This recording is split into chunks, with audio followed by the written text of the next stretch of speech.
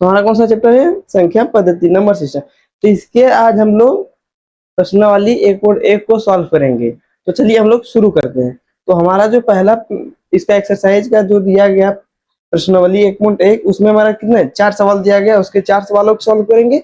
और एग्जाम में प्रश्नावली से ज्यादा एग्जाम्पल आते हैं, तो हम इसके एग्जाम्पल को भी सॉल्व करेंगे। तो चलिए हम लोग शुरू करते हैं। तो इसमें पहला हमारा क्या दिया गया है? क्या शून्य एक परिमेय संख्या है? क्या इसे आप p बटे q के रूप में लिख सकते हैं, जहां p और q पूर्णांक है और q 0 नहीं होना चाहिए।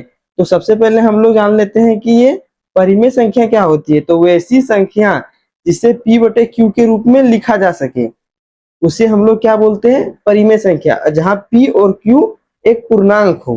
पूर्णांक का मतलब क्या हुआ? जिसमें 1, 0, 1, 2, 3, 4, 5 इधर अनंत तक, और इधर -1, -2, -3 ये सब आते हैं, उसको हम लोग बोलते हैं पूर्णांक। तो इसमें हमको क्या बोल रहा है?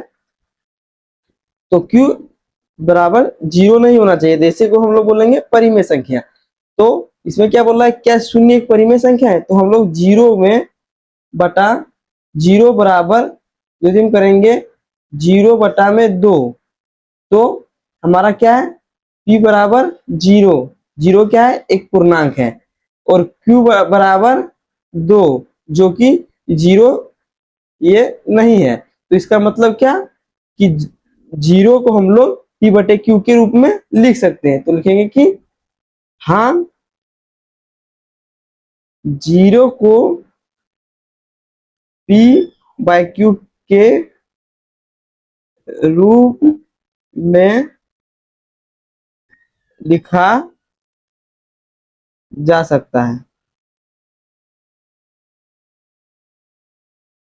अब इसका जो हमारा पहला का क्या होगा? इसका होगा हाँ जी, हम लोग 0 को p बटे q के रूप में लिख सकते हैं। और उसी प्रकार हम इसका दूसरा करते हैं। तो इसमें दूसरा क्या दिया गया? 3 और 4 के बीच में 6 परिमेय संख्या लिखे। 3 और 4 के बीच में 6 परिमेय संख्या। तो हम लोग यहाँ दूसरे को यहाँ पे सॉल्व करते हैं। दूसरा क्या? 3 और 4 के बीच में, 3 और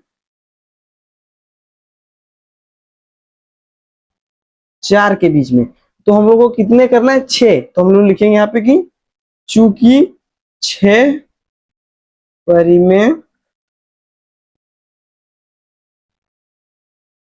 संख्या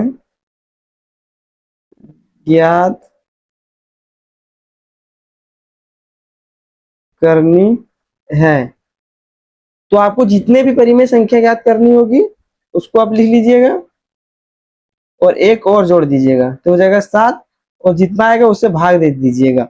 7 में 7 से भाग दे देंगे। अब जितने भी संख्या आपको दिया गया उनमें इसको गुना कर देना। जैसे कि 3 और 3 दिया है, इसको गुना करेंगे हम लोग 7/7 से। और यहाँ कितना है? 4, इसमें गुना करेंगे 7/7 से। तो हमारा क्या हो जाएगा? 7 तिया 21/7। और यहाँ पर क्या हो जाएगा? 28/7। तो ये हमारा आ गया 21 और 28। अब इसके बीच में जितने भी संख्या आपको उस सबको लिख देना है। जैसे 21 के बाद आएगा 22, तो 22/7। उसके बाद आएगा 23, 23/7। 24, 24/7। 25, 25/7। 26, 26/7। और 27/7 और 28/7। तो हमारा 1, 2, 3, 4, 5, 6 ये रहे हमारे इनके बीच की 6 परिमेय संख्या। अब इसको कैलकुलेटर से भाग देके भी देख सकते हैं, ये 3 और 4 के बीच में ही आएगा। उसी प्रकार अब हम इसको तीसरा को सॉल्व करते हैं।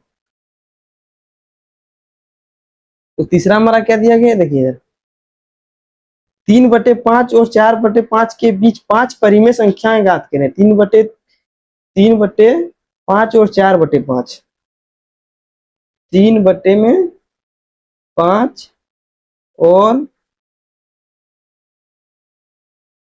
4/5। तो इसको भी हम लोग उसी प्रकार से सॉल्व करेंगे। तो हमको कितने संख्याएं ज्ञात करनी है? 5 परिमेय संख्या। तो हम लोग यहाँ लिख लेते हैं चूंकि 5 परिमेय संख्या ज्ञात करनी है। तो हम लोग क्या करेंगे, 5 प्लस में एक ज्यादा जोड़ेंगे बराबर 6 बटा में फिर कर देंगे 6। अब ये जो हमारा 3/5 है, 3/5 उसको गुना करेंगे 6/6 से, और यहाँ पे कितना दिया गया है 4/5, उसको भी गुना करेंगे 6/6 से, तो क्या हो जाएगा 18/30, और ये हो जाएगा 24/30। अब इसके बीच में जितनी संख्या होती है सब संख्या आपको लिख देना है। तो 18 के बाद 19/30, 20/30, 21/30, 22/30 और 23/30। तो ये रही इनके बीच के हमारे 5 परिमेय संख्या। आप इसको भी कैलकुलेटर से मिला के देख सकते हैं, ये 3/5 और 4/5 के बीच में ही आएगा। उसके बाद हमारा क्या दिया गया है, दूसरा तीसरा हो गया, इसके बाद हमारा क्या है चौथा। तो ये रहा हमारा चौथा। तो चौथा में हमारा क्या दिया गया, देखिए नीचे दिए गए कथन सत्य है या फिर असत्य, कारण के साथ उत्तर दीजिए। ये हमारे जो 3 सवाल दिए गए वो सत्य है कि असत्य, इसको हमको कारण सहित उत्तर देना है। तो सबसे पहले हमारा क्या दिया गया है, प्रत्येक प्राकृतिक संख्या एक पूर्ण संख्या है। क्या प्रत्येक प्राकृतिक संख्या पूर्ण संख्या होती है? तो सबसे पहले हम लोग लिख लेते हैं प्राकृतिक संख्या किसको बोलते हैं। तो यहाँ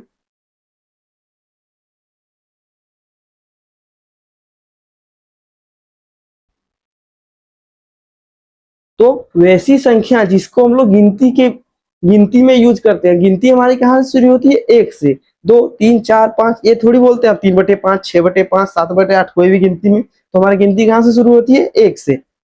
तो 1 2 3 4 5, इसी तरह ये आगे तक जाएगा अनंत तक। उसके बाद क्या बोल रहा है यहाँ पे, पूर्ण संख्या। तो पूर्ण संख्या क्या होती है, गिनती की सभी संख्या हम 0 को शामिल कर दें तो पूर्ण संख्या होती है। यहाँ लिखेंगे हम लोग पूर्ण संख्या।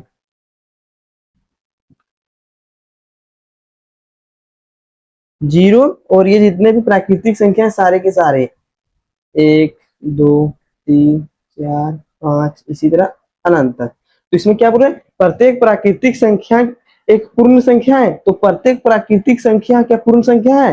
तो देखिए इसमें भी 1 आ रहा है, इसमें भी 2 आ रहा है, इसमें भी 3 आ रहा है, इसमें भी 4 आ रहा है, इसमें भी 5 आ रहा है। यानी कि ये जितने भी प्राकृतिक संख्या वो सारे के सारे पूर्ण संख्या में आ रहे हैं। तो इसको हम लोग बोल सकते हैं कि हाँ, सारे प्राकृतिक संख्याएं पूर्ण संख्या होती है। तो हम लोग इस फर्स्ट वाले को लिखेंगे सत्य। ये जो दिया गया वो सही दिया गया। उसके बाद क्या दिया दूसरा, प्रत्येक पूर्णांक एक पूर्ण संख्या होती है। प्रत्येक पूर्णांक क्या पूर्ण होती है? तो हम लोग पूर्णांक किसको बोलते हैं,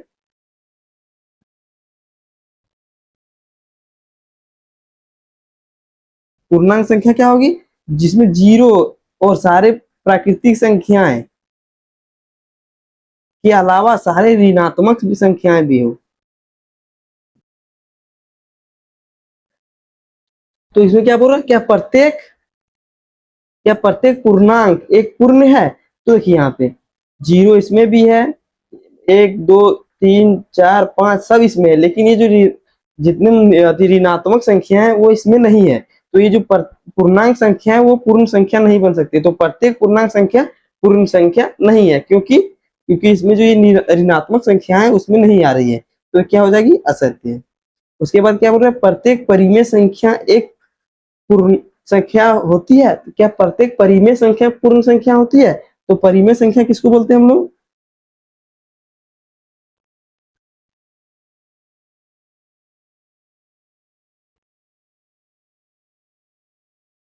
जिसको हम लोग P/Q के रूप में लिख सकते हैं।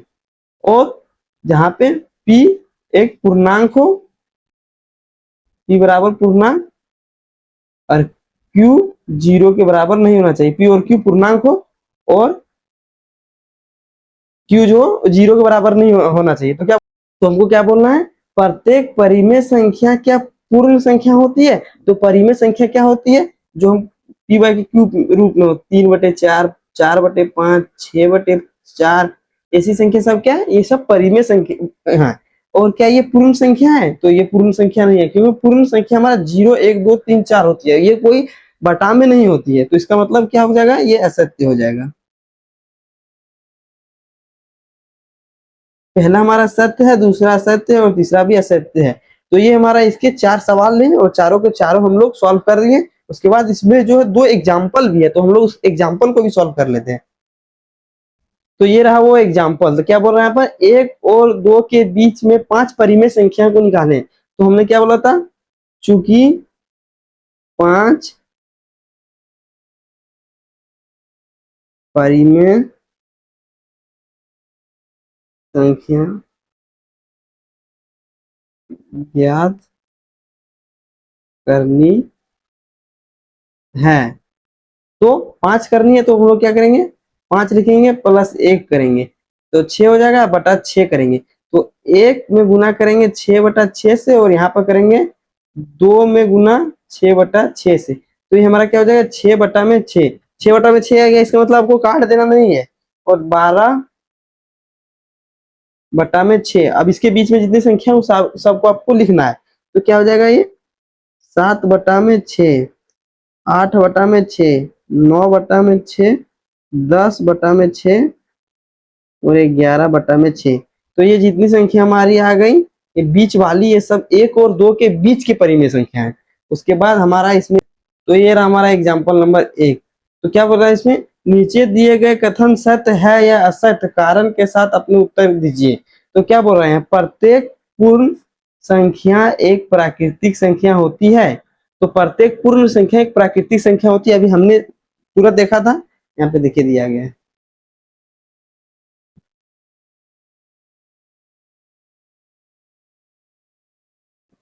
देखिए यहाँ पे प्रत्येक पूर्ण जो है एक प्राकृतिक है,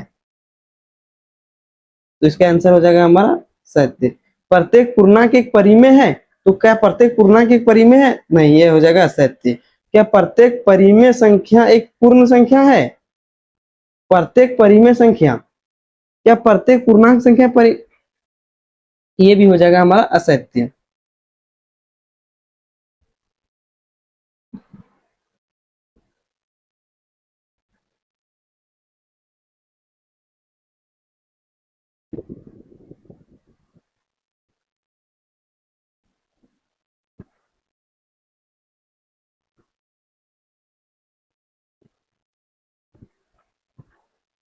अब इसका जो दूसरा दिया गया वो क्या दिया गया, क्या प्रत्येक पूर्णांक एक परिमेय है। तो पूर्णांक हम लोग किसको बोलते हैं, जिसमें माइनस वाले, जीरो और प्लस वाले सब हो। तो यदि हम -2 लिखे हैं और यहाँ पे 1 लिखे हैं 0 और यहाँ पर लिखे 3, इसमें यदि हम 2 1 दे दें, इसमें 1 दे दें, तो इसमें भी 1 दे दें बटा में, तो ये क्या हो जाएगा, हमारा परिमेय हो जाएगा। इसका मतलब कि सारे ये असत्य है, प्रत्येक पूर्ण एक प्राकृतिक है, ये असत्य होगा। उसके बाद ये हमारा सत्य हो जाएगा, क्यों, क्योंकि हम यदि इसमें 1 से भाग दे देंगे तो पूर्णांक परिमेय में बन जाएगा।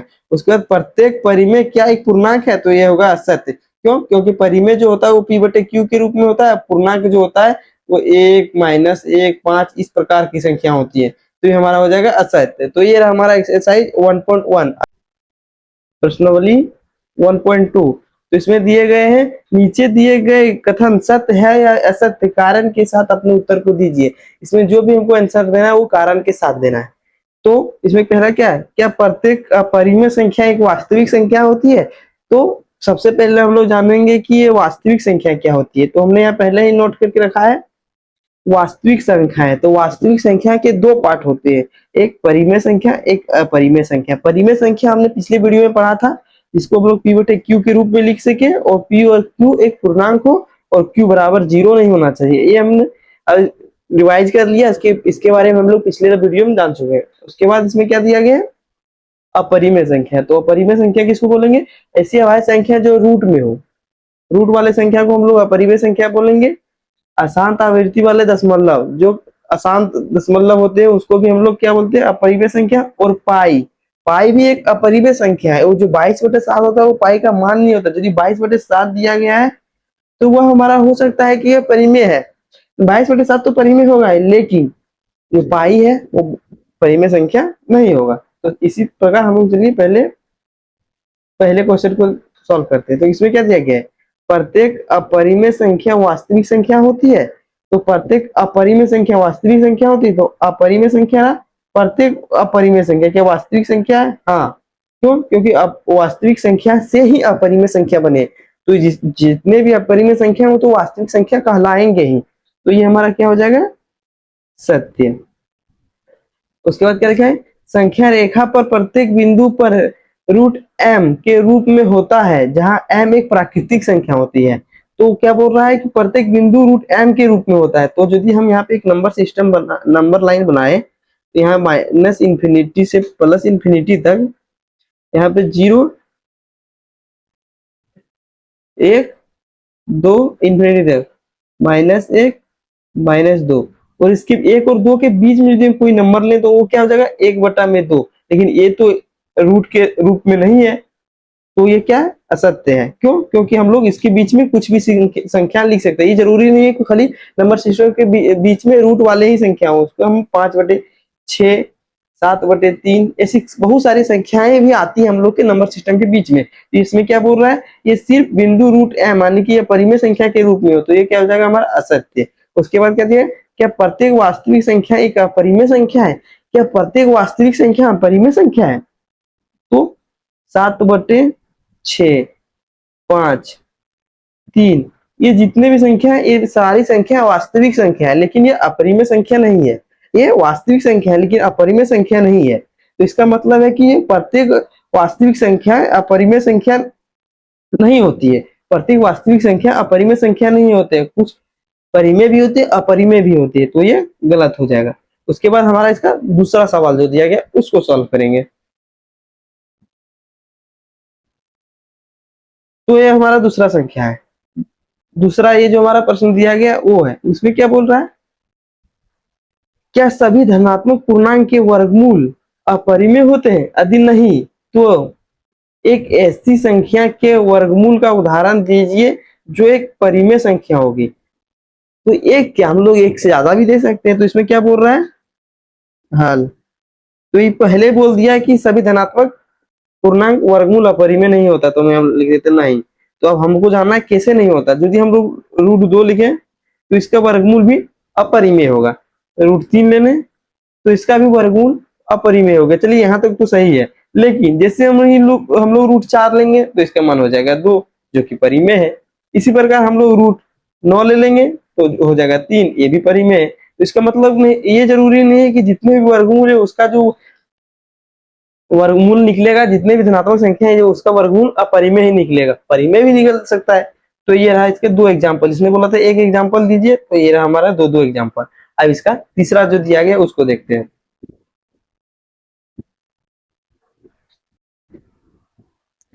अब इसमें हमारा तीसरा प्रश्न क्या दिया गया, दिखाएं कि संख्या √5 किस प्रकार निरूपित किया जा सकता है संख्या रेखा पर। संख्या रेखा पर √5 हम कहाँ पर दर्शाएंगे? तो ये रहा हमारा एक नंबर सिस्टम।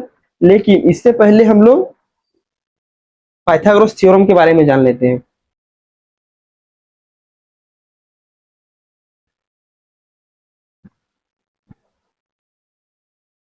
ये रहा हमारा एक समकोण त्रिभुज। समकोण त्रिभुज ये हमारा रहा। तो इसमें क्या हो गया, ये आधार, ये कर्ण और ये लंब। तो नंबर सिस्टम में हमको रूट वाले संख्या को दिखाने के लिए क्या करेंगे, तो हमारा क्या है, पाइथागोरस थ्योरम क्या होता है, कर्ण का स्क्वायर बराबर लंब का स्क्वायर प्लस आधार का स्क्वायर। तो हमारा कौन सा नंबर दिखाना है, √5। तो √5 को हम कैसे लिख सकते हैं, 2 का स्क्वायर प्लस 1 का स्क्वायर। तो ये हमारा हो जाएगा कर्ण 5 का स्क्वायर। तो स्क्वायर यदि हम इधर करेंगे तो हो जाएगा हमारा रूट में। तो ये हमारा √5 हो जाएगा। तो इसको हम लोग दिखाने के लिए क्या करेंगे, आधार को 2 लेंगे और लंब को 1 लेंगे। तो ये रहा हमारा आधार 2 और ये लंब रहा 1। एक यहां से हम लोग लाइन खींचेंगे, उसके बाद यहां मिलाएंगे। तो आधार 2 है तो 2 का स्क्वायर प्लस लंब 1 है तो 1 का स्क्वायर बराबर, इस पर वर्गमूल चढ़ जाएगा, इधर जाएगा तो ये हमारा हो जाएगा √5, यानी कि ये जो हमारा आ गया है √5 आ गया है। तो अब इस ये वाला बिंदु कहाँ होगा, तो हम लोग यहाँ 0 से लेके यहाँ पे एक चाप काटेंगे, ऐसे करके एक चाप काटेंगे तो यहाँ पे एक कटेगा, तो ये जो यहाँ पर कटेगा ये जो हमारा √5 का नंबर सिस्टम है यहीं पे होगा, तो यहाँ पे होगा हमारा √5। ये हमारा पेन और पेज पर ज्यादा अच्छे से बनेगा, इसलिए पेन और पेज पर ही हम लोग इसको बनाना चाहिए, लेकिन हम आपको यहाँ पे समझा देंगे कैसे होगा। उसी प्रकार इसके 3 हो गया, और एक चौथा जो सवाल है वो क्रियाकलाप है, वो आप खुद से भी कर सकते हैं। उसके बाद इसके 2 एग्जाम्पल है, उस एग्जाम्पल को हम लोग देखते हैं। एग्जाम्पल क्या दिया गया, संख्या रेखा पर √2 का स्थान बताइए। तो संख्या रेखा हम लोग को ले आना है यहाँ पे,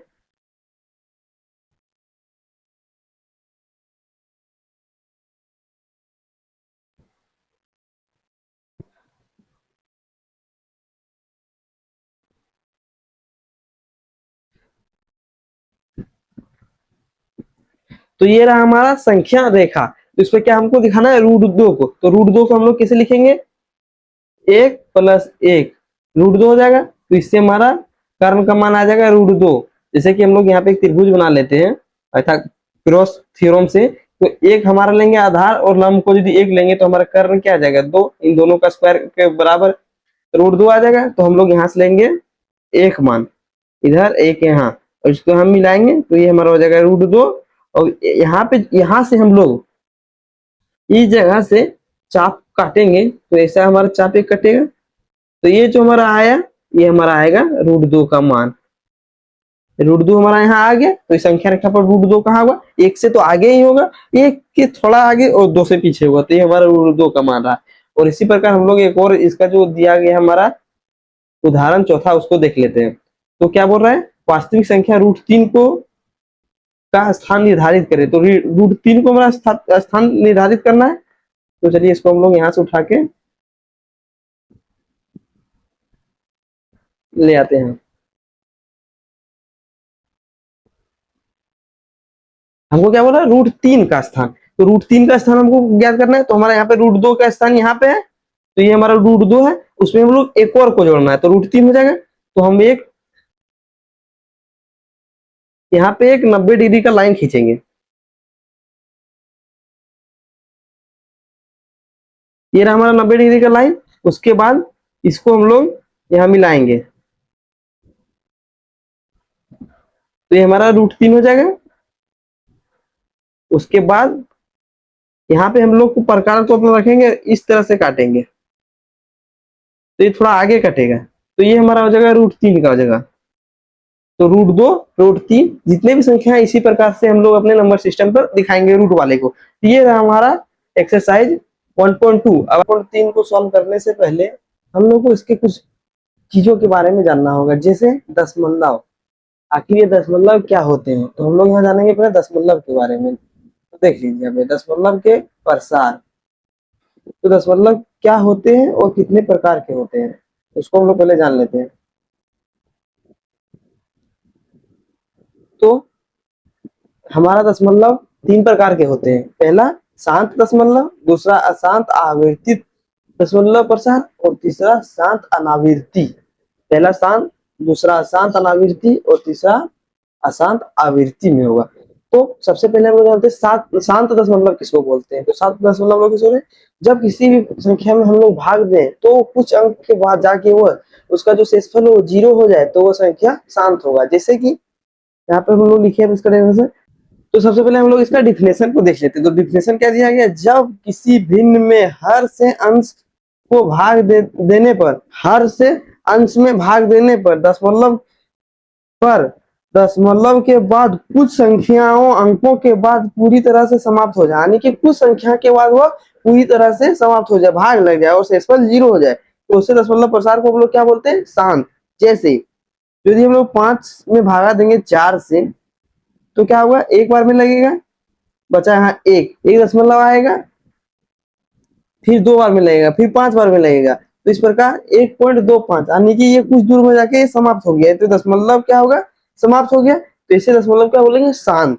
और दूसरा क्या है हमारा अशांत आवृत्ति, मतलब कोई ऐसी संख्या जिसमें हम भाग दे, ये जो बहुत दूर तक बार बार कटते जाए और ये पूरी तरह भागने लगे और एक ही संख्या बार बार रिपीट करे, मतलब एक ही संख्या बार बार रिपीट करने का मतलब यदि कोई संख्या 0.3 आया तो 3 रिपीट करते रहेगा, 2 से भाग देंगे 11 में तो 0.181818 रिपीट करते रहेगा। इसका मतलब है कि यह अशांत तो है, शांत तो नहीं है, शांत रहता तो कुछ दूर जाने पर कट जाता, ये अशांत है इसलिए कटता नहीं है और ये आवृत्ति में आता है, तो उसको क्या बोलते हैं हम लोग, अशांत आवृत्ति।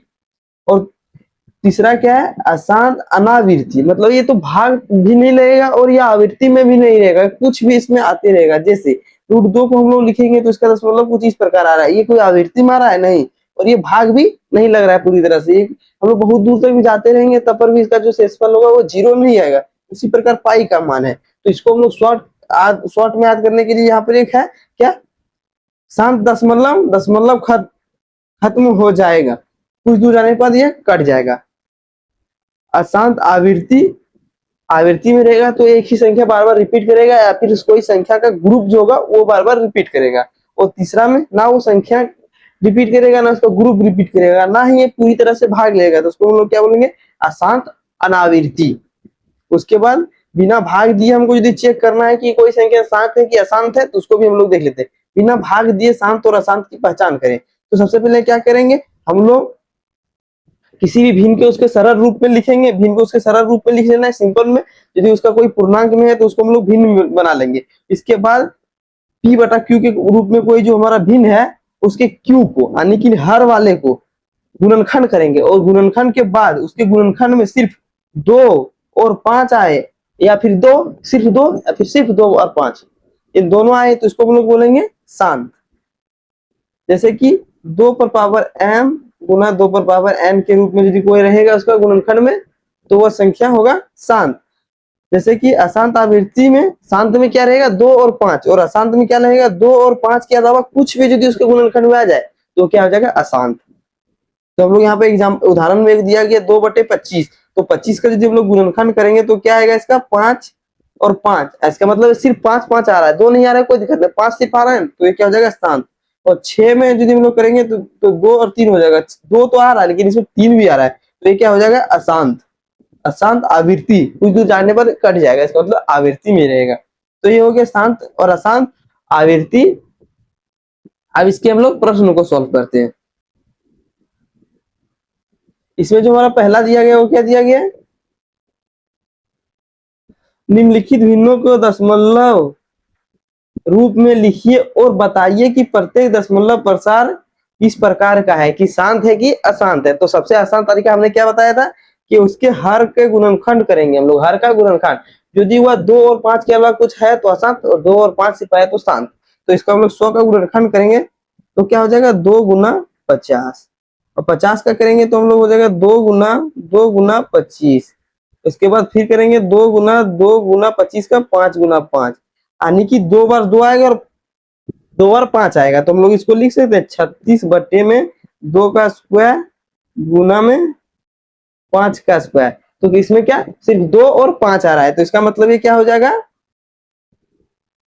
ये हमारा जो संख्या होगा वो क्या हो जाएगा शांत।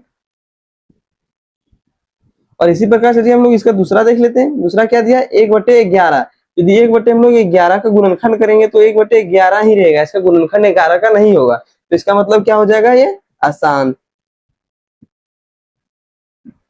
क्यों, क्योंकि इसमें 2 और 5 कुछ नहीं आ रहा है। और तीसरा क्या दिया गया 4 पूर्णांक 1/8, तो इसको क्या बोला था हमने कि सबसे सरल भिन्न में पहले करेंगे, तो 8 गुना 4, 8 गुना 4 प्लस 1, इसको इससे गुना करते हैं, इसको जोड़ देते हैं बटा में 8, तो हमारा क्या हो जाएगा 8 गुना 4 32 और 1 33 बटे में 8। तो इसका हम लोग गुणनखंड करेंगे तो क्या होगा 8 का गुणनखंड 2 गुना 2 गुना 2, तो ये क्या 2 2 सिर्फ आ रहा है, तो इसका मतलब ये क्या हो जाएगा, इसके हर के गुणनखंड में सिर्फ हमारा 2 2 ही आ रहा है, तो इसका मतलब क्या हो जाएगा ये शांत। अब इसका तीसरा में क्या है 13, 13 का तो गुणनखंड नहीं होगा तो क्या हो जाएगा अशांत। चौथा में भी हमारा, चौथा और पांचवा में भी 11 है तो ये भी क्या हो जाएगा अशांत। और ये बचा हमारा लास्ट छठा, तो इसमें क्या दिया गया 400। 400 का यदि हम लोग गुणनखंड करेंगे तो क्या हो जाएगा, 2 से लगाएंगे 200, फिर 2 से देंगे तो 100, फिर 2 से भाग देंगे तो 50, फिर 2 से देंगे तो 25, फिर 5 से 5, यानी कि हमारा कितना आया 329 बटा में 1 2 3 4, 2 पर पावर 4 गुना में 5 पर पावर 2, तो ये क्या 2 पर पावर m इंटू 5 पर पावर n के रूप में है, तो ये क्या हमारा हो जाएगा शांत। तो ये रहा हमारा पहला सवाल, और इसकी प्रकार हम लोग अब दूसरा को सॉल्व करेंगे।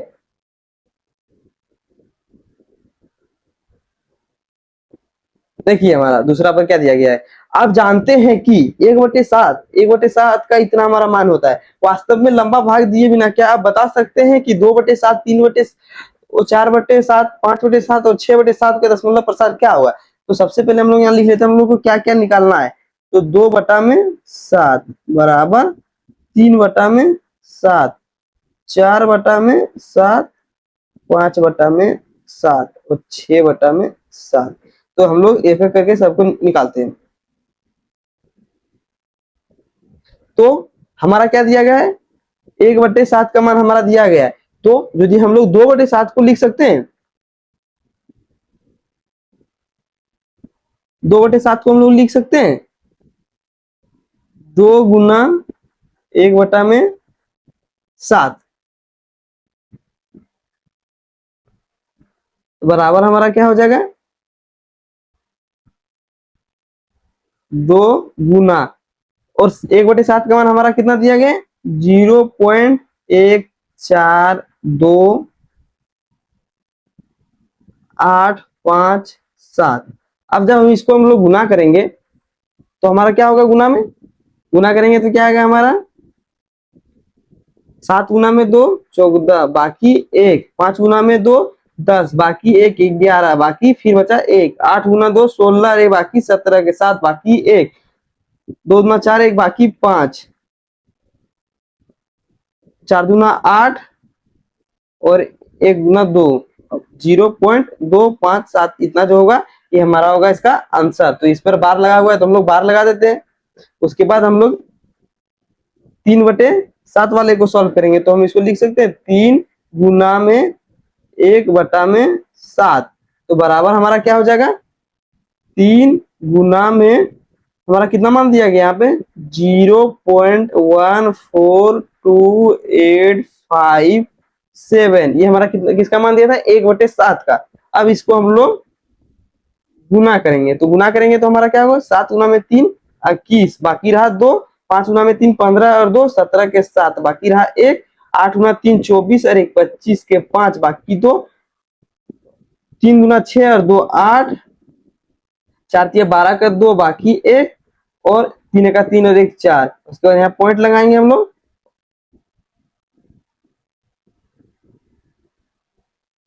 उसके बाद हम लोग यहाँ पॉइंट लगाएंगे, उसके बाद इधर 0 लगा देंगे, इसके बाद ऊपर में बार है तो हम लोग यहाँ बार लगा देंगे। तो ये रहा हमारा तीसरा, और चौथा में हो जाएगा 4 गुना में 1/7 बराबर 4 गुना में 1/7 का मान हमारा कितना होगा 0.14285 इज इक्वल टू, हम अब इसको गुना करेंगे तो हमारा क्या हो जाएगा 7 गुना 4 28 का 8, बाकी 2, 5 गुना 4 20, बाकी 2, 22 का 2, बाकी 2, 8 गुना 4 32, 32 और 2 34, बाकी हाथ में 3,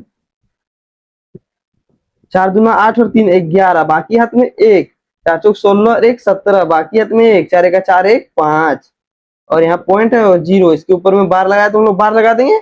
ये रहा हमारा इसका तीनों का आंसर, और ये जो 2 आप बचा है यहाँ पे आप इसका कमेंट में आंसर जरूर बताइएगा। अब चलिए हम लोग चलते इसके तीसरे में।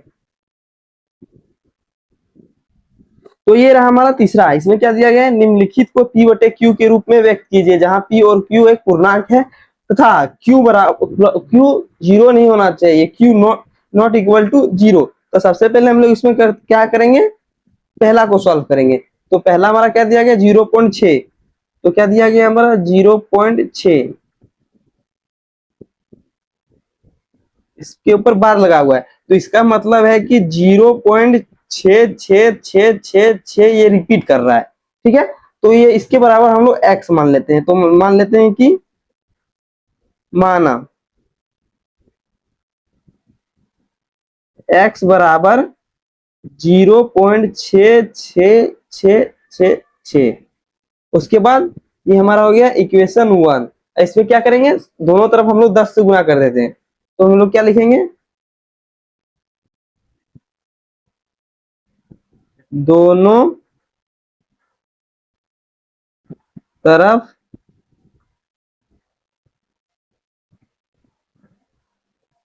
10 से गुना करने पर, अब हम लोग 10 से गुना करेंगे तो ये हमारा जो है वो क्या हो जाएगा 10x बराबर, यदि 10 से हम लोग गुना करते हैं तो एक जीरो वाला अंक है, तो हमारा जो एक इधर होगा सो पॉइंट के इस तरफ आ जाएगा, तो हमारा क्या हो जाएगा ये बोला 0.6666, फिर ये आगे चलती रहेगा। ये हमारा हो जाएगा इक्वेशन 2।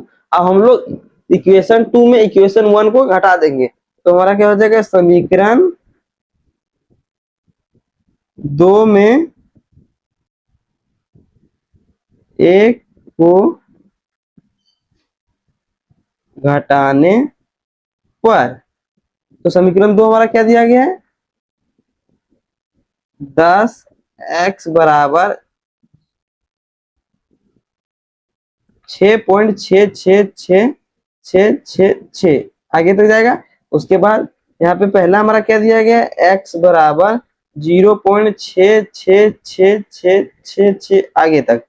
उसके बाद यहाँ हम लोग माइनस करेंगे तो plus plus minus plus plus minus, ये 6 से 6 पूरा कट जाएगा जितने भी 6, और उसके बाद यहाँ पर 10x में एक x जाएगा तो हमारा कितना हो जाएगा 9x बराबर 6 में 0 जाएगा तो 6, तो x बराबर हमारा कितना हो जाएगा 6/9।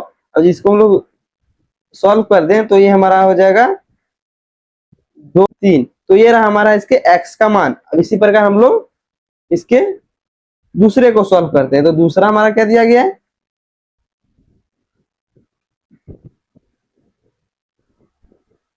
दूसरा हमारा दिया गया है 0.47, यानी कि इसको लोग हम सॉल्व करेंगे तो हम लोग इसको लिख सकते हैं 0.4, 7 के ऊपर बार लगा हुआ है तो 7 7 7 7 7 ये रिपीट करेगा।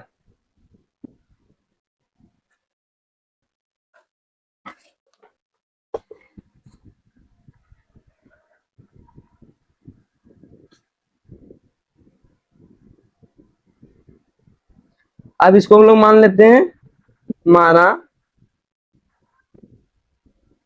x बराबर 0.47474777 हो गया। उसके बाद हम लोग इसमें क्या करेंगे,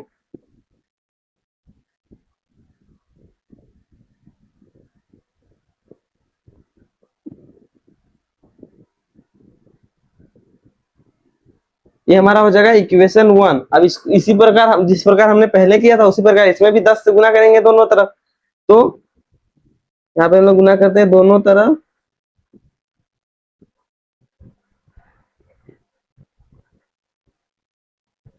10 से गुना, तो हमारा क्या हो जाएगा 10 से गुना करेंगे तो ये हो जाएगा 10x बराबर 1 4, हमारा दशमलव के इधर आ जाएगा, तो ये हो जाएगा हमारा 4.77777, ये आगे बढ़ते रहेगा। ये हमारा हो जाएगा इक्वेशन 2। उसके बाद हम लोग क्या करेंगे, समीकरण 2 में समीकरण 1 को घटा देंगे, तो यहाँ लिखते हैं हम लोग समीकरण 2 को 1 में घटाने पर, तो हम घटाएंगे तो हमारा क्या हो जाएगा, यहाँ पे समीकरण 2 पहले लिख लेते हैं हम लोग, 10x बराबर हमारा कितना दिया गया है 4.777777, ये आगे तक। उसके बाद यहाँ पे समीकरण 2 क्या दिया गया, x बराबर 0.477777 ये आगे तक। उसके बाद प्लस माइनस माइनस, यहाँ माइनस हो जाएगा। तो अब इसमें हम लोग इसको घटाएंगे, तो ये पूरा 7 से 7 इधर कट जाएगा, और यहाँ बचा 7 में 4 जाएगा तो 3, यहाँ पॉइंट, और ये 4 में 0 जाएगा तो 0, बराबर यहाँ बचेगा हमारा 10 में एक एक्स जाएगा तो 9x, बराबर हमारा कितना हो गया 4, यहाँ रहेगा 4.3। तो यदि हम लोग x यहाँ पर निकालेंगे तो 4.3 बट्टे में 9 और 1 दशमलव, इसको हमारा हटाना है तो यहाँ एक 0 दे देंगे, तो हमारा क्या हो जाएगा x बराबर 43 बट्टे में 90। तो ये रहा हमारा x का मान। और इसी प्रकार हम लोग इसमें करेंगे तीसरा में। तीसरा हमारा क्या दिया गया 0 पॉइंट, तो हम लोग इसको मान लेते हैं x बराबर 0.001001 ये रिपीट करेगा। तो इसमें भी हम लोग 10 से दोनों तरफ गुना करेंगे, तो 10 से गुना कर दिए तो क्या हो जाएगा हमारा 10x बराबर, इसमें 10 से नहीं गुना करेंगे, इसमें हम लोग 3 अंक संख्या रिपीट कर रहे थे, इसमें हम लोग सीधा 1000 से गुना कर देते। 10 से गुना करेंगे फिर करना पड़ेगा, उससे अच्छा हम लोग एक बार में ही 1000 से कर देते। तो 1000 से गुना कर दिए तो ये हमारा हो जाएगा 1000 x बराबर, ये 3 संख्या इधर आ जाएगा तो हमारा क्या हो जाएगा 0.1,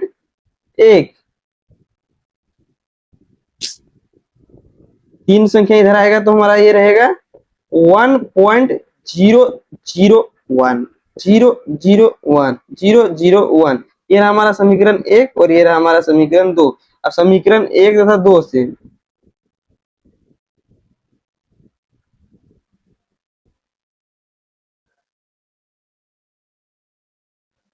समीकरण 1 तथा 2 से समीकरण 2 में 1 को हटा देंगे, तो ये हमारा हो जाएगा 1000 x बराबर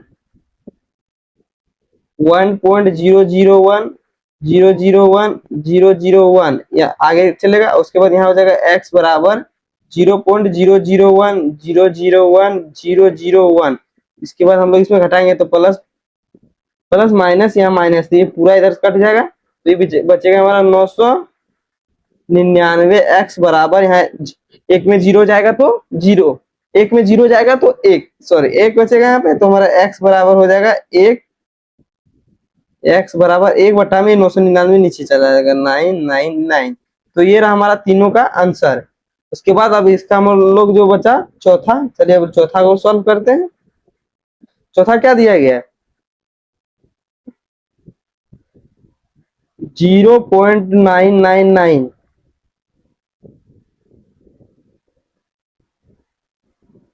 दिया गया, इसका मतलब हम लोग लिख सकते हैं ये हमारा कितना दिया गया 0.9 पर बार, तो हम लोग इसको लिख सकते हैं माना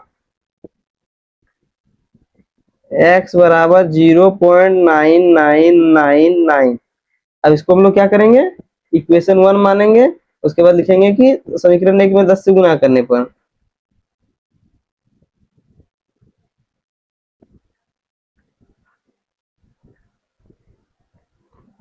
समीकरण 1 में 10 से गुना करने पर या फिर दोनों तरफ 10 से गुना करने पर कुछ भी लिख सकते हैं। तो 10 से यदि हम लोग गुना करेंगे तो हमारा क्या हो जाएगा 10x बराबर, एक जो 9 है दशमलव के इस साइड आ जाएगा तो 9.9999 हो जाएगा, ये आगे तो जाएगा इक्वेशन हो जाएगा 2। और उसके बाद हम लोग समीकरण 2 में समीकरण 1 को घटा देंगे तो हो जाएगा समीकरण 2 को 1 में घटाने, समीकरण 1 को 2 में घटाने पर, सॉरी समीकरण 1 सबसे अच्छा हम लोग लिख लेते हैं समीकरण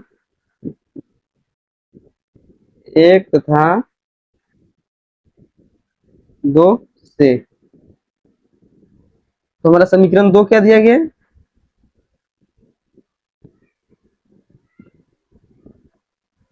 10x बराबर 9.99999 और समीकरण 1 हमारा क्या है x बराबर 0.99999 plus minus minus plus minus minus, ये 9 से 9 पूरा कट गया, इधर जितने भी 9 थे नीचे वाले 9 से पूरा कट जाएगा तो यहाँ बचा 9, 9 में 0 जाएगा तो 9, उसके बाद यहाँ 10 में 1 जाएगा तो 9, x बराबर 9। तो x का मान यदि हम लोग निकालेंगे तो 9/9, तो एक आपस में कट जाएगा तो बचेगा 1। तो हमारा x का मान आया 1। यहाँ पे हमारा दिख क्या रहा था, 9 9 9 9 9, आंसर कितना आया 1।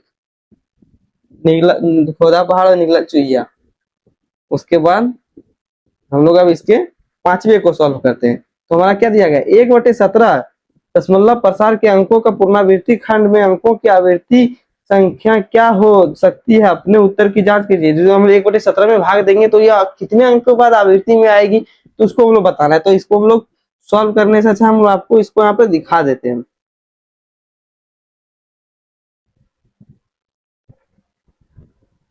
इसको आप सॉल्व कीजिएगा तो बहुत समय लगेगा, इसके अच्छा हम इसका सोल्यूशन ही आपको दिखा देते हैं।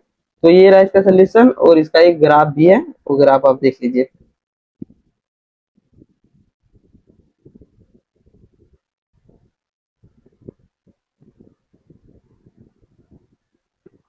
क्या होगा, 1/17 में 17 से यदि हम लोग भाग देंगे तो 1/16 तक की कोई भी संख्या शेषफल के रूप में प्राप्त हो सकती है जिस पर भाग की क्रिया संपन्न है। उसके बाद अंकों की पुनरावृत्ति हो चालू हो जाएगी। 1/17 के पश्चात पुनरावृत्ति खंड में अधिकतम 16 अंक आएगा। तो इसे 16 संख्या के बाद यह फिर से रिपीट करने लगेगा। जैसे कि यहाँ पर हम लोग भाग देंगे तो देखिए 17 में भाग दिए, 17 से भाग दिए 1 में, तो इतना आया इतना आया। उसके बाद ये 16 अंक तक यहाँ तक जाएगा, उसके बाद फिर ये रिपीट करने लगेगा। तो 5 गया, ये 5, उसके बाद फिर 8 से रिपीट करने लगा। तो इसका मतलब ये संख्या कितना दूर तक जाएगा, ये 16 तक जाएगा। उसके बाद फिर ये रिपीट करने लगेगा। तो ये रहा हमारा पांचवा सवाल। और छठा सवाल में हमारा क्या दिया गया है, P/Q के रूप में परिमेय संख्या के अनेक उदाहरण लीजिए। P और Q का हम लोग को P/Q के रूप में एक ऐसा उदाहरण लेना हो जो शांत हो, और उसमें क्या प्रॉपर्टी यूज हो रही है जो ये शांत है, तो वही हमको बताना है। तो जैसे कि हम लोग एक ले लेते हैं 1/10, एक ले लेते हैं हम लोग 3/25, और एक ले लेते हैं 1/20। तो इसका यदि हम लोग क्या बोले थे, हर का गुणनखंड करेंगे तो क्या हो जाएगा, 1/2 गुना 5। तो सिर्फ हर में क्या आ रहा है, गुणनखंड में 2 और 5 आ रहा है, तो ये शांत हो जाएगा। इसमें भी 3/, तो ये भी हमारा शांत हो जाएगा क्योंकि सिर्फ 5 5 आ रहा है। और यहाँ पे हो जाएगा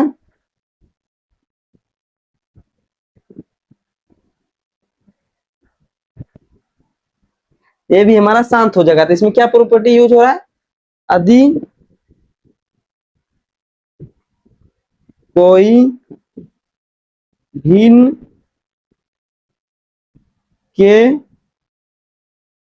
हर का गुणनखंड में गुणनखंड 2m इंटू 5n के रूप में हो तो वह संख्या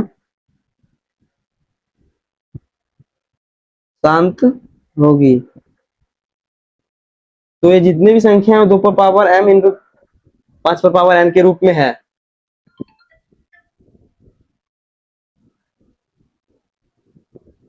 और 7 नंबर का इसका सवाल है, ऐसी 3 संख्या लिखिए जिनके दशमलव प्रसार अशांत और अनावृत्ति हो। तो हम लोग ऐसी संख्या बहुत सारी लिख सकते हैं जैसे अशांत भी ना हो और अनावृत्ति हो। तो जैसे हम लोग 0.1 2 5 7 8 9 3 2 5 ऐसे कितने भी संख्या लिख सकते हैं जो अशांत हो अनावृत्ति हो। अशांत है अनावृत्ति मिल नहीं रहा, उसी प्रकार हम लोग लिख देंगे 2.3 5 8 2 4 6 7 5, ये संख्या हमारा क्या हो गया, अशांत और अनावृत्ति।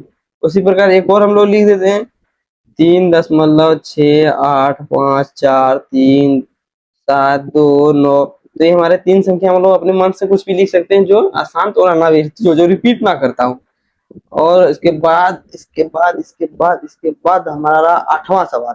8वां सवाल क्या दिया गया, परिमेय संख्या 5/7 और 11/9 के बीच में 3 अलग अलग अपरिमेय संख्या लिखिए। 3 अलग अलग अपरिमेय संख्या, तो सबसे पहले हम लोग लिखते हैं 5/7 का मान हमारा क्या होगा 5/7, तो बराबर हो जाएगा 5 गुना में 1/7, तो हमारा 5 गुना में 1/7, तो 1/7 का मान हम लोग कितना होता है 0.142857।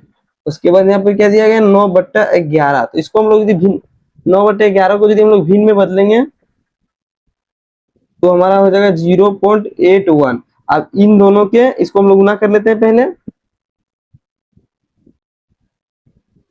तो गुना करेंगे तो 5 8 2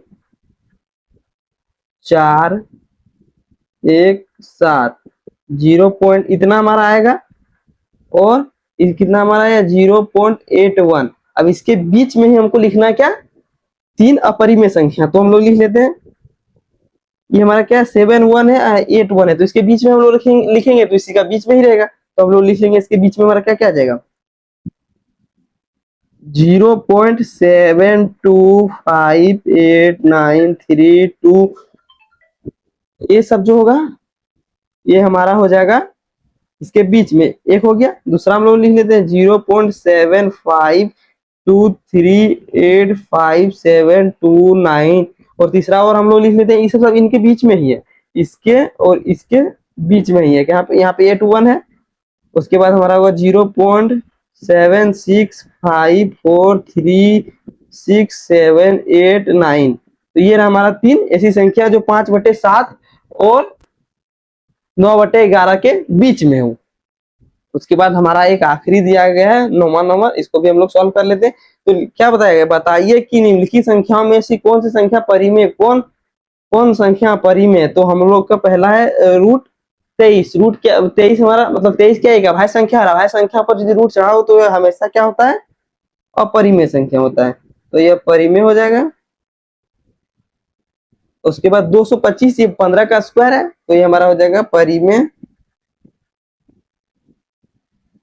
ये हमारा क्या है शांत दशमलव है, तो उसके बाद 1 2 3 4 1 2 3 4 अंक 4 जीरो रह जाएगा, तो ये हमारा हो जाएगा परिमेय, क्योंकि इसको भी हम लोग P/Q के रूप में लिख सकते हैं। और ये हमारा जो दिया गया है वो ये 4 7 8 4 7 8, ये हमारा क्या है इसको भी हम लोग P/Q के रूप में लिख सकते हैं, ये भी हमारा हो जाएगा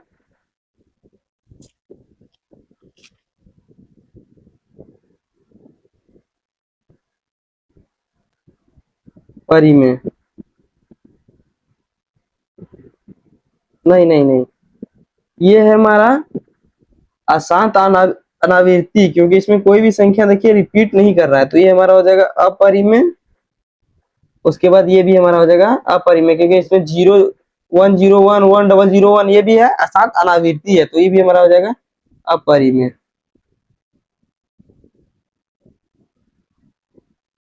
तो चलिए फिर से हम लोग मिलते हैं अगली वीडियो में। ये रहा हमारा 8.3 पूरा सॉल्व हो चुका है। अब हम लोग अगला वीडियो में करेंगे 1.4 को सॉल्व। तो चलिए मिलते हैं अगली वीडियो में।